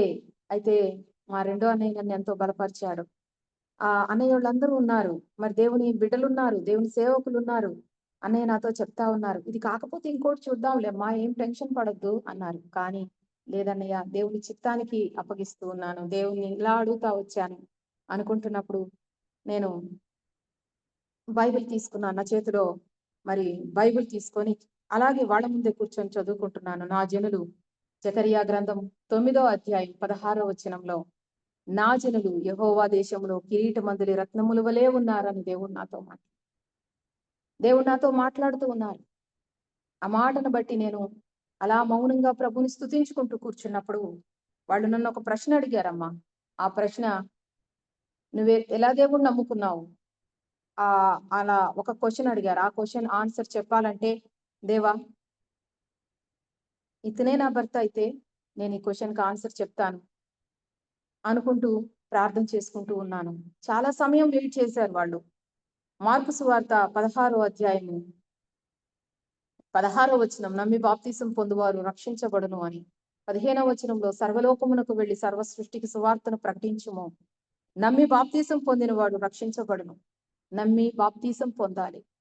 నమ్మకుండా బాప్తీసం పొందడం, చిలకరింపు బాప్తీసాలు ఎన్నో రకరకాలుగా కనబడతా ఉన్నాయి. కానీ యేసు ప్రభుని సొంత రక్షకుడుగా అంగీకరించి బాప్తీసం పొందాలి. ఈ యొక్క వాక్యం ద్వారా నేను ఆయన సొంత రక్షకుడుగా అంగీకరించబడ్డాను. అలాగే బాప్తీసం పొందాను. నేను ఏమి మాట్లాడలేదు, కానీ ఒక రిఫరెన్స్ ను జ్ఞాపకం చేశాను. నాలో ఎన్నో ఆలోచనలు, ఎన్నో తలంపులు ఉన్నప్పటికీ దేవుడు వాటిని మరి వాళ్ళకి బయలుపరిచాడు. మరి కరుణాకర్ గారు ఆ రోజు చూసి వెళ్ళిపోయిన తర్వాత నేను ప్రార్థన చేసుకుంటూ ఉన్నాను. నేను ఏదైతే నేను వర్కింగ్ ఉమెన్స్ హాస్టల్లో ఉన్నాను, పద్మావతిలో, తిరుపతిలో. అప్పుడు నాన్నగారు ఫోన్ చేశారు. ఫోన్ చేసి, అమ్మా మేము వివాహాన్ని పెట్టుకొని వచ్చాము, నెక్స్ట్ జూలై 10వ తారీఖున నీ వివాహం అన్నారు నాన్నగారు. నాన్న మరి వాళ్ళు ఏమేమన్నారు అని అడిగాను. అడిగినప్పుడు వాళ్ళు ఏమనలేదమ్మా, వివాహం వాళ్లే చేస్తామన్నారు. నేను చేస్తామన్నా గాని ఒప్పుకోలేదు. వాళ్లే వివాహం చేస్తారు. ఏమి కట్నాలు అవేమీ మాట్లాడలేదు. చాలా మంచి వ్యక్తి, యూలో రక్షించబడ్డాడు. చక్కని పరిచర్య, చీరాల్లో హిందువుల మధ్య పరిచర్య చేస్తా ఉన్నాడు. అంతేకాదు ఉద్యోగం కూడా చేస్తున్నాడు. కంపాషన్ ఇంటర్నేషనల్ ఆర్గనైజేషన్ లో మరి విజయవాడలో ఉద్యోగం చేస్తా ఉన్నాడు. మంచిగా పాటలు పాడతాడు, దేవుని వాక్యం అందిస్తాడు, మంచి సాక్ష్యం కలిగిన వ్యక్తి అని నాన్నగారు చెప్పడం జరిగింది. నేను ఏదైతే నా డైరీలో రాసుకున్నానో నాన్నగారు చెప్పేటప్పుడు వాటన్నిటిని టిక్కు కొట్టుకున్నాను. రైట్లన్నీ ఒక్కటి కూడా రాంగ్ పడలేదు, అన్ని రైట్లే. దేవుణ్ణి ఏది అడిగాను ప్రతి ఒక్కటి అడిగింది దేవుడు ఇస్తూ వచ్చాడు. ఇలాగున నా జీవితంలోనికి జూలై 10వ తారీఖున కరుణాకర్ గారు రావడం జరిగింది. మా వివాహం జరిగింది. ఆ వివాహం దినమున దేవుడు నాతో దేవుని వాక్యంతో ఉదయాన్నే మాట్లాడుతూ వచ్చాడు. పర్వతములు తొలగినను, మెట్టలు తత్తరిల్లును, నా కృప నిన్ను విడిపోదు. నేను ఇక్కడి నుండి మరలా మరి మెట్టినింటికి వెళ్ళబోతా ఉన్నాను, చీరాలకు వెళ్ళబోతా ఉన్నాను. అయితే దేవుడు మరి చక్కగా నా యొక్క జీవితంలో ఆయన యొక్క ప్రణాళికను ఏర్పాటు చేసిన ప్రణాళిక చొప్పున జరిగిస్తూ వస్తున్నాడని నమ్మి ప్రభుని స్తుతిస్తా ఉన్నాను. దేవుడు ఆ దినం నాతో ఆయన నా పట్ల దేవునికున్న ఆ యొక్క ప్రణాళికను, ఆ కృపను వెల్లడిపరుస్తూ వచ్చాడు. మరి కుటుంబంగా దేవుడు మమ్మల్ని చేశాడు. తర్వాత తన దగ్గరకు తీసుకొని వెళ్ళాడు. వెళ్ళిన తర్వాత మరి వెళ్ళేటప్పుడు కూడా నేను ప్రార్థన చేస్తూ దేవుడు అనేక విషయాలు నాకు బోధిస్తూ వచ్చాడు. అయ్యో ఇప్పటి వరకు అమ్మ నాన్న చూసుకుంటూ ఇక్కడే ఉన్నాను, మరి ఇప్పుడు వెళ్ళిపోవాలి, వీళ్ళిద్దరే వెళ్ళిపోతారు, అన్నయ్యోళ్ళందరూ సేవలో ఉద్యోగాల్లో బయట ఉండిపోతా ఉన్నారు. ఇలా ఎంతగానో ఆలోచిస్తూ ఉన్నప్పుడు దేవుని యొక్క ఆదరణ, దేవుని యొక్క ధైర్యం నాన్నగారు ఎంతగానో బలపరిచారు. ఆ తర్వాత నా జీవితంలో మరి 5 నెలల పాటు నా భర్తతో నేను గడుపుతూ వస్తున్నప్పుడు మరి నాకు గర్భఫలం రాలేదు. అమ్మగారు ఫోన్ చేసినప్పుడు అడుగుతూ ఉన్నారు. నేనైతే ప్రార్థన చేస్తున్నానమ్మా అని చెప్తున్నాను. జూలై అయిపోయింది, ఆగస్ట్ అయిపోయింది, సెప్టెంబర్ అయిపోయింది, అక్టోబర్ అయిపోయింది, నవంబర్ అయిపోయింది, డిసెంబర్ అయిపోయింది. 5 నెలలు అంటే వివాహం అయిన నెలతో 6 నెలలు నాకు గర్భఫలం రాలేదు. నేను ప్రార్థన చేస్తా ఉన్నాను. ప్రభువా, నా భర్తతో ప్రార్థించేటప్పుడు మా దాంపత్య జీవితాన్ని దీవించు ప్రభువా అని ప్రార్థన చేసేదాన్ని. తర్వాత ఒంటరిగా ప్రార్థన చేసేదాన్ని. ఉదయం నుండి అనేక మార్లు ప్రభు సన్నిధిలో ప్రార్థన చేస్తా ఉండేదాన్ని. ప్రభువా, అమ్మా నాన్న పెద్ద వయసు వాళ్ళు ఒకవేళ చనిపోతారేమో నా బిడ్డలను చూడకుండా. చాలా మంది పిల్లలకు వాళ్ళు పేర్లు పెట్టారు, వాళ్ళని ఎత్తుకొని దీవించారు. నా 4 అన్నయ్యల పిల్లలను కూడా వాళ్ళు ఎత్తుకున్నారు, వారిని దీవించారు. నా బిడ్డలను చూడకుండా వాళ్ళని తీసుకెళ్తావా? నాకు బిడ్డలు కావాలని ప్రార్థన చేసేదాన్ని. ఎంత ప్రార్థన చేసేదాన్ని అంటే నా దిండు ఒక పక్క తడిచిపోతా ఉండేది, నా నోట్లో చొంగంతా కారిపోతా ఉండేది, భయంకరంగా ఏడుస్తూ ప్రార్థన చేసేదాన్ని. ఆయన పాదాలు పట్టుకొని ఎంతగానో బ్రతిమలాడుకున్నాను. నాకు 3 నెలలు అయిపోయింది, 4 నెలలు వచ్చేస్తా ఉంది. ఇంకా నా ప్రార్థన రెట్టిస్తున్నాను. నా ప్రక్కన ఉన్న ఒక సహోదరి, ఆ ఇంటి ఓనర్ కుమార్తె కూడా వచ్చి నాతో ప్రార్థించేది. తగిన సమయంలో దేవుడు ఇస్తాడు. కానీ ప్రభుని ఏమడిగేదాన్నంటే, ఒక బాబు ఒక పాప ఒకేసారి ఇవ్వము అని ప్రభుని అడిగేదాన్ని. ఒకేసారి మా అమ్మ నాన్న చేతిలో వాళ్ళు పెట్టేయాలన్న ఆశ. ఒకవేళ ఒకరు పుట్టిన తర్వాత ఇంకొకరు పుట్టేలోపు ఎవరైనా చనిపోతారేమో అని అనుకుంటూ ఉండేదాన్ని. ఇలా ప్రార్థన చేస్తూ ఉన్న సమయంలో దేవుడు నాతో మాట్లాడాడు. ఇర్మియా గ్రంథం 11వ అధ్యాయం 16వ వచనంలో ఎవరైనా చదువుతారమ్మా? ఇర్మియా గ్రంథం 11వ అధ్యాయం 16వ వచనం.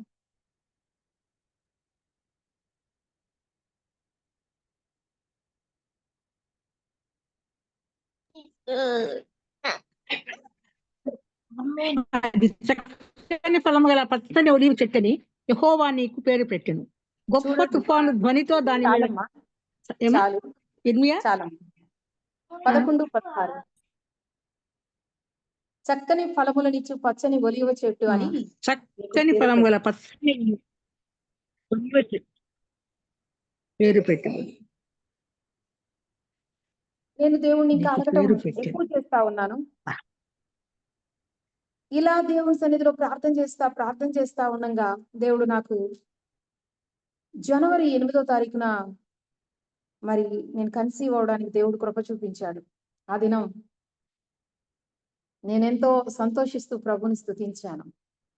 జనవరి, ఫిబ్రవరి, మార్చిలో నన్ను ఒంగోలు తీసుకొచ్చారు. మా రెండో అన్నయ్య వచ్చారు. ఒంగోలు తీసుకొచ్చినప్పుడు మరి గైనిక్ దగ్గరికి నేను వెళ్ళినప్పుడు, 3వ నెలకి నీ పొట్ట పెద్దగా ఉందమ్మా, నేను టేప్తో కొలుస్తున్నానని కొలిచారు. కొలిచి స్కానింగ్ చేయాలి, నీకు స్కాన్ రాస్తున్నానని చెప్పింది. నాన్నగారిని తీసుకొని స్కాన్కి వెళ్ళాను. వెళ్ళినప్పుడు దాదాపు 2:30 గంట సేపు స్కాన్ చేశారు. నాన్నగారు ప్రార్థిస్తూ బయట కూర్చొని ఉన్నారు.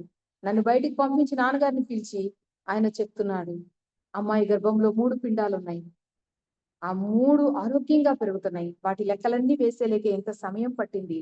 ఈ రిపోర్ట్స్ మీకు ఇస్తూ ఉన్నాను అని చెప్పి నాన్నగారికి ఇచ్చినప్పుడు, ఆ రోజంతా నాన్నగారు ఏమీ మాట్లాడలేదు నాతోటి. నన్ను తీసుకొని ఇంటికి వెళ్ళాడు. ఆయన ప్రార్థన చేస్తా ఉన్నాడు. నాకు అసలు గర్భమే తెలియదు. అసలు ఎట్లా మోస్తారో ఏంటో తెలియదు. First pregnancy. అమ్మా నీకేమైనా బరువుగా ఉందా, నీకేమైనా ఇబ్బందిగా ఉందా అని అడుగుతూ ఉండేవాళ్ళు. నాకేమీ తెలిసేది కాదు. మామూలుగానే తిరుగుతూ ఉన్నాను, మామూలుగానే పనులు చేస్తా అలాగే ఉన్నాను. అయితే డాక్టర్ ఏం చెప్పారంటే, నువ్వు మమ్మీ డాడీ దగ్గరే ఉండాలి, అక్కడికి వెళ్ళకూడదని చెప్పారు.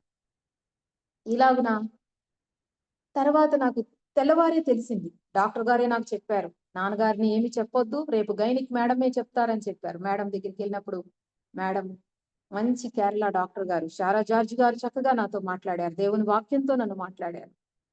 దేవుని వాక్యాలు ఆమె చెప్తూ ఉన్నప్పుడు నాకు చాలా సంతోషం వేసింది. ఎంత సంతోషం వేసింది అంటే, దేవుడు కొందరిని ఏర్పరచుకుంటాడు, వారిలో నువ్వు అని చెప్పింది. ఎలా, ఏంటి మేడం అంటూ ఏమీ తెలియని వయసు చెప్తా ఉంటే ఒక పేపర్ మీద ఒక ఫిగర్ గీసింది. ఇదిగో నీ గర్భం, ఇందులో ఇలా ఇలా ఉన్నారు, 3 పిల్లలు ఉన్నారు నీ గర్భంలో అని అన్ని చెప్తా ఉంది. విన్నాను, కామ్గా లేచి బయటకు వచ్చేసాను. వచ్చిన తర్వాత దానికి ఎలా జాగ్రత్తలు తీసుకోవాలి, ఇంకా ఏంటేంటో ఏమీ తెలియదు నాకు ఆలోచన. దేవుని ఇద్దరిని అడిగాను, 3 ఇచ్చాడు. దేవుని స్తుతించటమే నా పని. ప్రభు సన్నిధిలో ప్రార్థిస్తూ ఉండేదాన్ని. అయితే నా సంఘము గాని కుటుంబం గాని నన్ను ఎంతగానో ప్రేమించారు. ఎట్లాగా చూసారంటే, నాకు చాలా ఒక్కరోజు కూడా నేను చేతిలో అన్నం చేయిలో పెట్టలేదు, అంటే ప్లేట్లో నా చేయి పెట్టలేదు. అమ్మగారు నాకు ఉదయం సాయంత్రం నోట్లో పెట్టేవాళ్ళు. అంటే నేను తీసుకునే ఆహారం చాలా ఎక్కువ తీసుకోవాలి, చాలా ఎక్కువ. 10 అరటిపళ్ళు, 4 కోడిగుడ్లు, ఇంకా చాలా చాలా తినాలి. చాలా సంగటి పెట్టేవాళ్ళు. అందులో మాంసమని, చేపలని అవన్నీ నేను మొయ్యలేను. నా పొట్టే నాకు అడ్డంగా ఉండేది. ఇంకా అవన్నీ అమ్మ పెట్టేది. అమ్మకు 70 సంవత్సరాల వయసు. ఆ వయసులో అమ్మ ఎంత పరిచర్య చేసిందంటే నాకు చాలా పరిచర్య చేసింది. చెప్పాలంటే మరి చాలా పెద్ద ఆహ్, భారంతో కూడిన పని అది. అలాంటిది మరి వదిన వాళ్ళు వచ్చేవాళ్ళు. ప్రతి దినము వాళ్ళు డ్యూటీ ప్రకారంగా వచ్చేవాళ్ళు. నాకు దాదాపు ఒక 10, 15 చపాతీలు చేసేవాళ్ళు. ఆ చపాతీల్లో పాలకూరని, మెంతికూరని ఎన్నో డాక్టర్లు ఏమేం చెప్పారో అవన్నీ సమృద్ధిగా నాకు దేవుడు ఆ రోజులో మరి నన్ను చూడటానికి దేవుడు కృప చూపించాడు. ఎన్నో దయచేశాడు. అక్కడ నేను ఎంతో దీవించబడ్డాను, ఎంతో ఆశీర్వదించబడ్డాను. నాన్నగారి ప్రార్థనలు, సంఘ ప్రార్థనలు, మరి నా కుటుంబం నా ఎడల చూపిన ప్రేమ, నా భర్త నా ఎడల చూపిన ప్రేమ, మరి నా భర్త ప్రార్థనలు, ఇవన్నీ కూడా నా జీవితంలో ఎంతో బ్లెస్సింగ్స్. 3 బిడ్డలు కూడా హెల్దీగా 2.5 కేజీ ఒక్కొక్కరు పుట్టడానికి దేవుడు కృప చూపించాడు. ప్రతినిత్యం ప్రభు సన్నిధిలో ప్రార్థిస్తూ అనేకుల ప్రార్థనల మధ్యలో దేవుని దీవెనలు నేను పొందుకున్నాను. నా యొక్క నేను గర్భంతో ఉన్నప్పుడు కూడా మరి నేను సహోదరుల మధ్య పరిచర్య చేస్తా ఉండేదాన్ని. సండే స్కూల్ జరుపుతా ఉండేదాన్ని. నా పరిచర్య ఎక్కడ ఆగేది కాదు. పరిచర్య కొనసాగిస్తూనే ఉండేదాన్ని. అలా ట్యూబ్ పెట్టి మందిరం కడిగే పరిచర్యలో ఉండేదాన్ని. ఇంత యాక్టివ్ గా దేవుడు నన్ను చేస్తూ వచ్చాడు. దేవునికి ఎన్ని స్తుతులు చెల్లించినా అవి తీరవని చెప్పుకోవాలి. అలా నన్ను దేవుడు దీవించి 3 బిడ్డలను నాకు దయచేశాడు. 2017 సెప్టెంబర్ 17వ తారీఖున ఆ రోజు నా బర్త్డే హాస్పిటల్లో జాయిన్ అయ్యాను. మరి డాక్టర్ నాకు కేక్ తెప్పించి నా బర్త్డే కేక్ కట్ చేస్తూ ఉన్న దినం ఆ రోజే నా 3 బిడ్డలను కూడా ఆపరేషన్ చేసి తీయడం జరిగింది. మా నలుగురిని దేవుడు సెప్టెంబర్ 17వ తారీఖున మరి నలుగురుము బర్త్డే చేసుకునేటట్లుగా దేవుడు కృప చూపించాడు. మా పిల్లల విషయంలో మరి 2 పాపలు 1 బాబు. ఇందాక అక్క బాబులు 2 అని చెప్పారు. నేనైతే 2 బాబుల కోసం ప్రార్థించాను, కానీ దేవుడు ఎందుకు 1 బాబుని ఇచ్చాడు. ఆ బాబు పేరు 2 పిల్లలకు పెట్టాలనుకున్న పేర్లు మరి కరుణాకర్ గారు ఒక్కడే పుట్టాడు కాబట్టి వాడికి ఒక్కడికే పెట్టాడు. పాల్ మోజెస్ అని పెట్టాడు. మరి 2 పాపలు హెప్సీ మిరాకెల్, బ్యూలా ఏంజల్. 2 బాబు పాప ట్విన్స్. వాళ్ళిద్దరు ఒకే బ్యాగ్ లో ఉన్నారు. ఇంకొక పాప తన ఒక సెల్ డివైడ్ అయ్యి ఒకే బ్యాగ్ లో పుట్టింది. వాళ్ళకి వీళ్ళకి 8 వీక్స్ 8 డేస్ తేడా. అయితే ఒక పాప హార్టికల్చర్ చదువుతుంది. 2 పిల్లలు బీటెక్ చేస్తా ఉన్నారు. ఆ విషయం కూడా నేను జ్ఞాపకం చేయాలి. అక్క ఎంటెక్ అన్నారు. 3 పిల్లల గురించి మరి మీ ప్రార్థనలో జ్ఞాపకం చేసుకోండమ్మా. ఇలాగున దేవుడు నన్ను దీవించాడని, దేవుడు తన పనిలో వాడుకుంటున్నాడని మరి నేను ఎంతగానో సంతోషిస్తా ఉన్నాను. తర్వాత 2017లో తెలియకుండానే నాకు మరలా గర్భం రావడం జరిగింది.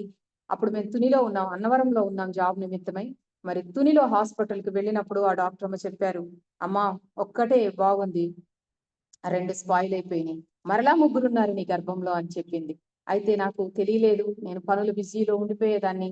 ఈ 3 పిల్లల్ని సాకే విషయంలో మరి నాకు తెలియకుండానే గర్భం వచ్చింది అనుకున్నాను. మరి అదైతే నాకు డిఎన్సి చేసి మరి క్లీజ్ చేశారు. అబార్షన్ అయిపోయింది.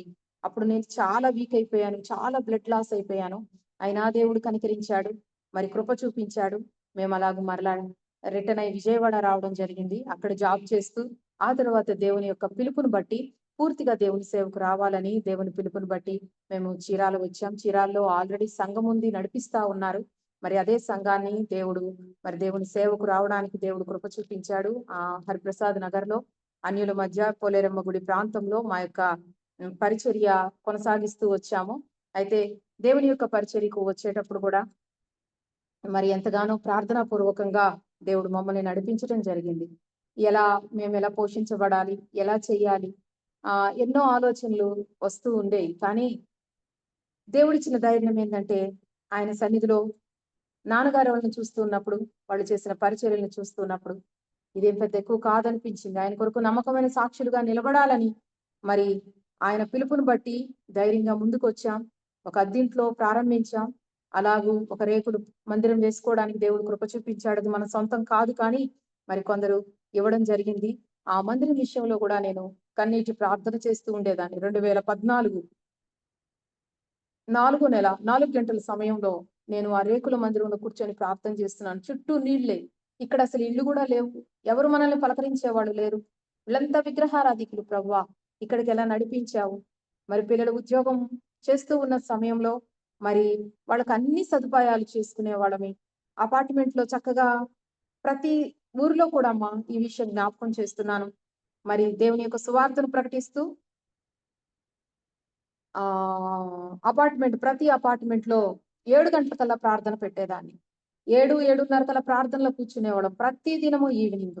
అది నేను విజయవాడ, అన్నవరం, మేము ఎక్కడ ఉద్యోగం చేశామో గుడివాడ అన్ని ప్లేసెస్ లో కూడా దేవుని యొక్క పరిచర్య చేస్తూ ఉండేదాన్ని. 3 పిల్లల్ని మరి సాకే విషయంలో నేను నా భర్త మాత్రమే ఉండేవాళ్ళమి. అక్కడ ఆర్ఫన్ ఆర్గనైజేషన్ కాబట్టి ఆర్ఫన్స్ పిల్లలు వచ్చి మా దగ్గర ఉండేవాళ్ళు.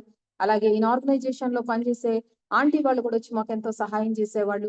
అయితే పిల్లలు ఎప్పుడు ఏడ్పించడం గానీ, హాస్పిటల్ కి తీసుకెళ్ళటం గానీ ఏమి లేదు. బ్లెస్సింగ్ చైల్డ్స్ చాలా హ్యాపీగా ఉండేవాళ్ళు. అనేకుల ప్రార్థనల దీవెనలు. ఈరోజు ఒక్కరిని పెంచడానికి నిన్ను గుర్తు తెచ్చుకుంటున్నాం బుజ్జి అని చాలా మంది అనేవాళ్ళు. కానీ ఆ రోజు ఎలా పెంచానో నాకు తెలియదు కానీ ఎప్పుడు పాటలు, ఎప్పుడు ప్రార్థన, ప్రతి రాత్రి 11 గంటల వరకు ప్రార్థనలో ఉండేవాళ్ళం. అక్కడున్న అన్యజనులు, చుట్టుపక్కల ఉన్న కుటుంబాల వాళ్ళందరినీ పిలుచుకొచ్చుకొని మరి ఆ బాల్కనీలో కూర్చొని ప్రార్థన పెట్టుకునేవాళ్ళం. ప్రతి ఊరిలో అదే పని చేస్తూ వచ్చేవాళ్ళం. అయితే దేవుని యొక్క కృప, కృప వెంబడి కృప మరి అనుభవించడానికి దేవుడు కృప చూపించాడు. అలాగే దేవుడు మమ్మల్ని నడిపిస్తూ ఉన్నాడు. పరిచర్యకు కూడా రావడానికి దేవుడు కృప చూపించాడు. ఇక్కడ మందిరం విషయంలో మరి స్థలం విషయంలో కూడా ఎంతగానో ప్రార్థన చేశాం. మరి ఇక్కడ ఎన్నో సంఘాలు ఉన్నాయి. మరి మమ్మల్ని ఇక్కడికి ఎందుకు తీసుకొచ్చావు ప్రభువా? ఏదో పరిచర్య చేస్తున్నాం, మేము ఉద్యోగాల్లో ఉండాలి కదా. మరి ఈ యొక్క పరిచర్య ఎవరో ఒకరు చూసుకుంటూ ఉంటారు. మరి పూర్తిగా సేవకు రావడం అంటే, ఇక్కడ ఉండి పరిచర్య చేయడం అంటే అన్ని వదిలిపెట్టి మరి ఇంకా చాలా పరిచర్య ఎక్కడ చూసినా చర్చిలు కనపడతా ఉన్నాయి అన్నప్పుడు దేవుడు మాతో మాట్లాడుతూ వచ్చాడు. అన్ని జనుల మధ్యలో మిమ్మల్ని ఆశీర్వాదకరంగా మారుస్తున్నానన్నాడు.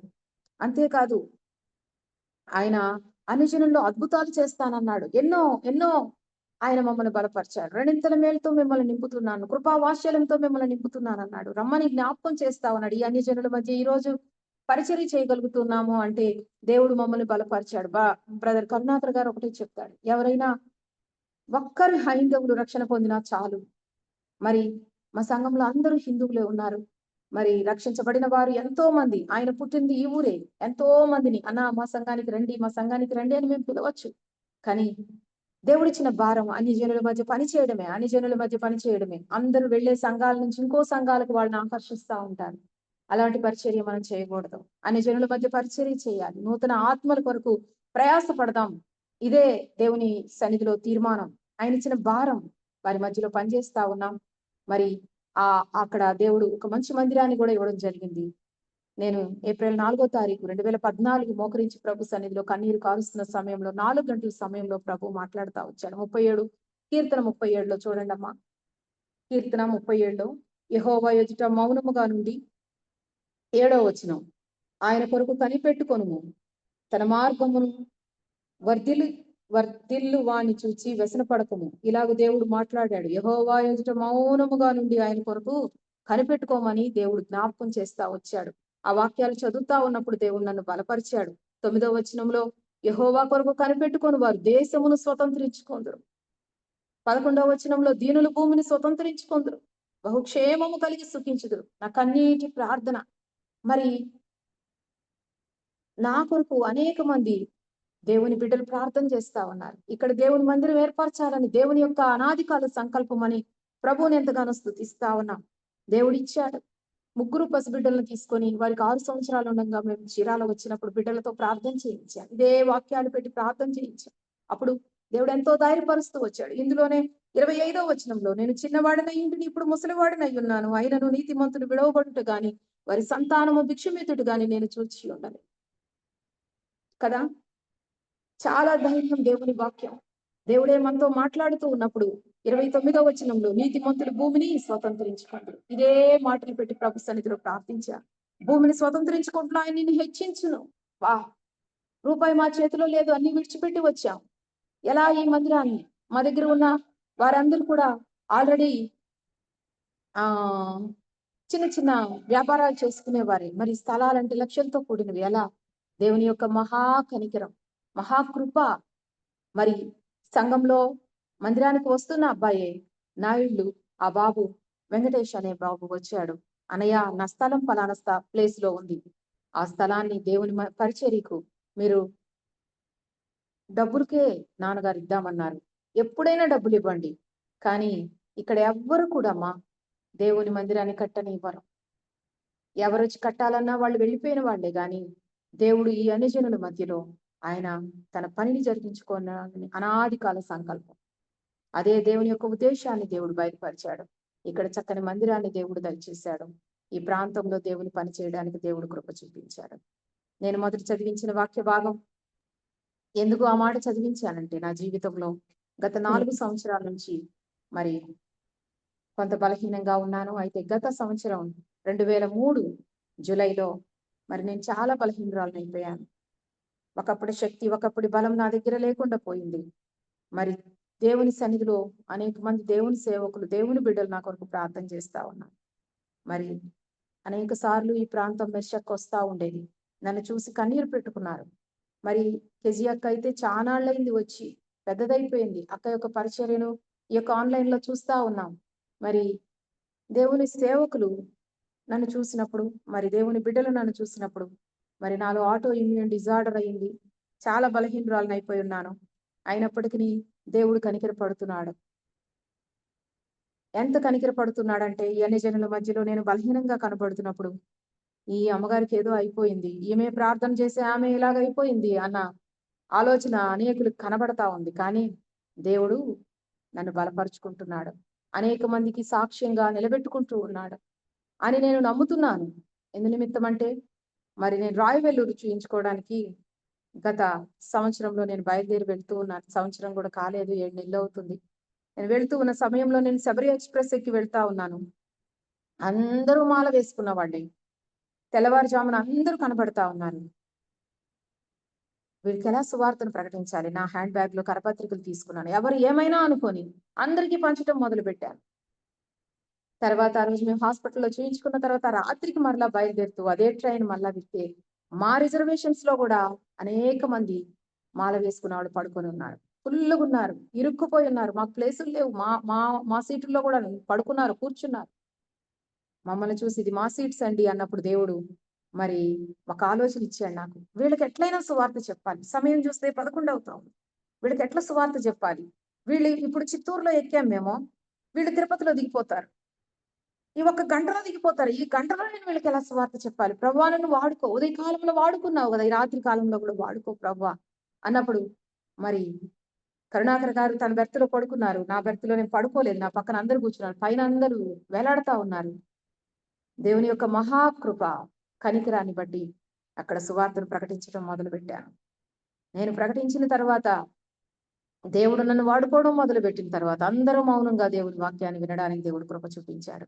తెలియదు, ఎవరు ఏం చేస్తారో తెలియదు, ఎలా మాట్లాడతారో తెలియదు. దేవుని నామాన్ని అవమానంగా ఒకవేళ జరిగిద్దేమో ఆ ఆలోచన నాకు రాలేదు. కానీ వారందరికీ నేను ఒక వీడియో తీశాను. అయ్యా, మీరేం మాటలు విన్నారో, ఏమి అనుకుంటున్నారు అసలు యేసు ప్రభు గురించి చెప్పండి, ఈ వీడియోలో చెప్పండి అన్నప్పుడు వాళ్ళు దేవుని గురించి ఎంతో సంతోషంగా చెప్పారు. ఆ 1 గంటలో మరి దాన్ని నేను ఆ వీడియోని చాలా భద్రపరుచుకున్నాను. నిజంగా మనం ధైర్యంగా సువార్త చేయడానికి ఆయన నిలబెట్టుకుంటాడు. పడిపోయిన వారిని ఉద్ధరింప చేసే దేవుడు, కృంగిన వారిని లేవనెత్తి చేసే దేవుడు. ఎవరు సహాయం చేయకపోయినా మన పక్షాన ప్రభువైన యేసుక్రీస్తు వారు ఉన్నారు. ఆయన మనల్ని అన్యులకు ఆశీర్వాదకరంగా మారుస్తానని వాగ్దానం చేసిన దేవుడు. ఈ ప్రాంతంలో జరుగుతున్న పరిచర్య కొరకు ప్రార్థన చేయండి. నేను మొదటిగా చదివించిన వాక్య భాగం నా జీవితంలో ఎంతగానో దేవుడు నెరవేరుస్తూ వస్తూ ఉన్నాడని ప్రభు పక్షాన తెలియజేస్తా ఉన్నాను. మరి యెషయా గ్రంథం 40:31 నేను మరలా చదివి ముగిస్తానమ్మా. యెహోవా కొరకు ఎదురు చూచువారు నూతన బలం పొందుదురు. వారు పక్షిరాజు వలె రెక్కలు చాపి పైకి ఎగురుదురు. అలయక పరిగెత్తుదురు, సొమ్మసిల్లక సాగిపోదురు. ఒకవేళ శరీరాన్ని బలహీనపరిచినప్పటికీ ఆత్మ అంతకంతకు దేవుని యొక్క పరిచర్యలో మరి వర్ధిల్ల చేస్తాడని దేవుని సన్నిధిలో నేను జ్ఞాపకం చేస్తూ ఉన్నాను. ఈ యొక్క నా కుటుంబం కొరకు జరుగుతున్న పరిచర్య కొరకు Beriah Christian assembly, Hariprasad Nagar, Chirala ఇక్కడ జరుగుతున్న పరిచర్య కొరకు మీరందరూ ప్రార్థన చేయండి. మరి బిడ్డల యొక్క చదువుల కొరకు మరి ప్రార్థనలో జ్ఞాపకం చేసుకోవాలని, ఇంకా ఈ అన్ని జనుల మధ్య ఈ పరిచర్య విస్తరించాలని, అనేక మంది అన్యులు మరి దేవుని సన్నిధికి రావాలని, నేను గత కాలంలో ఇంటింటికి సువార్త ప్రకటించేదాన్ని. సంవత్సరం నుండి మరి బయటికి వెళ్ళలేని పరిస్థితి, చాలా వీక్ అయిపోవడం వలన వెళ్ళలేకపోయాను. మరలా ప్రారంభించాను. దేవుడు తప్పకుండా అది కొనసాగించాలని, మీ అందరూ కూడా ప్రార్థించాలని ప్రభు పక్షాన తెలియజేస్తా ఉన్నాను. నాకు ఇచ్చిన సమయం ఖచ్చితంగా అయింది. మరి ఒకవేళ ఇంకా ఎక్కువగా ఏమైనా చేసి ఉంటే క్షమించాలి. కెజి అక్కకు వందనాలు తెలియజేస్తా ఉన్నాను. స్థానికంగా మరి ఈ యొక్క గ్రూప్ లో ఉన్న పెద్దలందరికీ కూడా వందనాలు తెలియజేస్తా ఉన్నాను. నాకు ఇచ్చిన ఈ గొప్ప అవకాశాన్ని బట్టి వందనాలు తెలియజేస్తా ఉన్నాను. వందనాలు. వందనాలు ప్రసన్న. పేరులోనే ఉన్నది పెన్నీరు అన్నట్టు ప్రసన్న ప్లస్ కరుణాకర్. కరుణ ప్రసన్నాకర్ ఇస్తే ఇంకా దేవాదేవుడు ఏం చేస్తాడు? అంత చక్కటి సాక్ష్యాన్ని విన్నామమ్మా. నా జనులు యెహోవా దేశంలో కిరీటం వలె రత్నముల వలె ఉన్నారు కనుక కాపరితనం అందరిని రక్షించినట్లు వారి దేవుడైన యెహోవా ఆ దినమును మనం రక్షించు. నిజంగా పాప ప్రసన్న ఒక కిరీటం అయితే కరుణాకర్ ఒక రత్నం లాగా ఉన్నారు. బిడ్డలు ఇంకా అంత ముత్యాలే. బ్లెస్డ్ ఫ్యామిలీగా దేవుడు ప్రసాదం వాళ్ళ కుటుంబాన్ని దీవించి ఆస్వాదించినాడు. చక్కటి సాక్ష్యం, మంచి సాక్ష్యం. నిజంగా రాబోయే రోజుల్లో అందరూ మన ఇంట్లో మన బిడ్డలు ఎవరైనా ఉంటే చూడండి, ప్రసన్న ఏం కోరుకునింది దేవుడిని? చక్కగా పాటలు పాడే అతను ఉండాలి, వాక్య పరిచర్య చేయాలి. ఎందుకంటే వాక్య పరిచర్య చేసే ముందు కొంచెం పాట పాడితే వాక్యం వినడానికి వచ్చిన వాళ్ళు ఒకవేళ డల్ గా ఉన్నా కొంచెం ఉజ్జీవింపబడతారు ఆ పాటలో ఉన్న అర్థాన్ని బట్టి కూడా. అలాగ కోరుకుందేమో ఆ చిన్న వయసులోనే బిడ్డ. నిజంగా తల్లిదండ్రుల ప్రార్థన, ప్రసాదన్న సరస్వక్క ప్రార్థన ఎంతగా ఫలించింది. నిజంగా మనందరికీ ఎన్నో సాక్ష్యాలు. నిజంగా కెజెక్క దేవుడు నిజంగా అనేక